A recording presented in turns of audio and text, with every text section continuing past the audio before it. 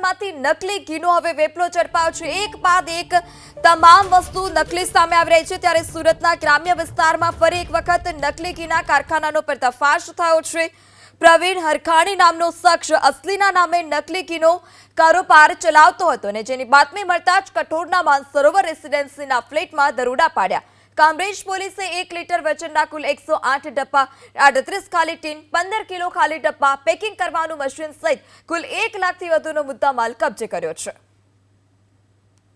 પ્રવીણભાઈ રમેશભાઈ હરખાણી નામનો ઈસમ સુમુલ ડેરીના જેવું જ પેકિંગ ધરાવતા ડુપ્લિકેટ ઘીનો ધંધો કરે છે। બંને ટીમો સાથે સદર જગ્યાએ રેડ કરતા Mansarovar building number A7 room number 408માંથી સુમુલ ડેરી જેવા આબેહૂબ પેકિંગ ધરાવતા નકલી ઘીના ટોટલ 108 ભરેલા ટીન તથા 38 ખાલી ટીન, પૂઠા, તે ટીન પેકિંગ કરવા માટેનું મશીન, ખાખી બોક્સ તથા અન્ય સામાન મળીને ટોટલ કુલ 1 લાખ રૂપિયાનો મુદ્દામાલ મળી આવેલ છે।